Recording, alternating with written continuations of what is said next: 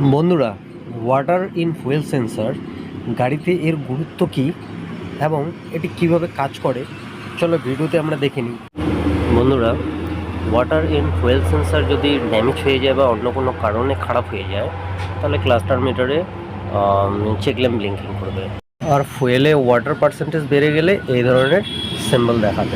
গাড়িতে কি করে চেঞ্জ করব ফুয়েল ফিল্টার এবং ওয়াটার ইন ফুয়েল সেন্সর চলো দেখে নিই।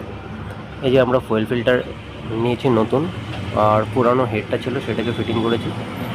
এই ফুয়েল ফিল্টারের পেছন দিকে আমরা ওয়াটার অ্যান্ড ফুয়েল সেন্সারটাকে লাগাবো। তো আমরা জেনুইন ফুয়েল ফিল্টার এবং জেনুইন সেন্সার নিয়েছি।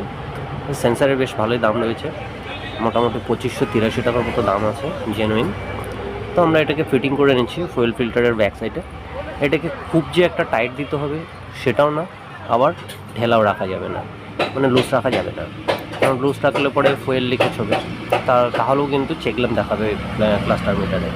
তো আমরা যতটা টাইট দেওয়ার সেই হিসাবে টাইট দিয়ে নেবো। টাইট দিয়ে নিয়ে আমরা ইলেকট্রিক্যাল যে পিকটালগুলো আছে সেগুলো জায়গা মতো লাগিয়ে দেবো। এই যে লাগানো হচ্ছে, ইলেকট্রিক্যাল পিকটালগুলোকে লাগাবে।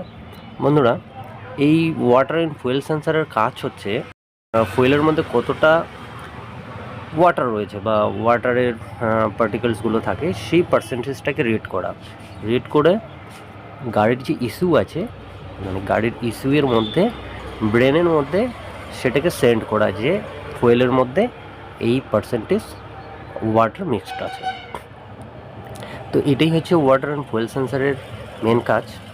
তো বন্ধুরা, সেন্সার আমরা লাগিয়ে নিচ্ছি। তো ফুয়েল ফিল্টার অ্যাসেম্বলিটাকে জায়গা মতো ফিটিং করা হচ্ছে। এরপরে যে মেন লাইনগুলো রয়েছে ফুয়েলের মেন লাইন, সেই মেন লাইনগুলোকে আমরা লাগিয়ে নেব। মেন লাইন লাগানো হয়ে গেল, টাইট দিয়ে নেবে। আর বন্ধুরা, যে fuel filter to high pressure পাম্পের মধ্যে যে মেন লাইনটা রয়েছে সেটাকে কিন্তু একটু ঢিলা রাখতে হবে, কারণ তার আগে আমরা ফুয়েল ফিল্টারের মানে হেড যে রয়েছে ফুয়েল ফিল্টারের সেটাকে পাম্পিং করব। কারণ ট্যাঙ্ক থেকে ফুয়েলটাকে ফুয়েল ফিল্টারে নিয়ে আসতে হবে, তারপরে আমরা পাইপটাকে তোমার টাইট দেবো ভালো করে। এই যে দেখো, পাম্পিং করে ফুয়েলটাকে নিয়ে আসা হলো ফুয়েল ফিল্টারে। এখন সেটাকে টাইট দেওয়া হচ্ছে। এই দেখো। তো বন্ধুরা, এইভাবে খুব সহজ পদ্ধতিতে তোমরা ফুয়েল ফিল্টারও চেঞ্জ করতে পারো এবং ফুয়েল ফিল্টারের পিছনে যে ওয়াটার অ্যান্ড ফুয়েল সেন্সার লাগানো থাকে সেটাকেও চেঞ্জ করতে পারো। এই পাম্পিংটাকে কিন্তু খুব ভালো করে নেবে, কারণ ফুয়েলটাকে ভালো মতো করে নিয়ে আসতে হবে ফুয়েল ফিল্টারে। এরপরে যাবতীয় যে অ্যাক্সেসরিজগুলো তোমরা খুলবে সেগুলোকে ফিটিং করে দেবে।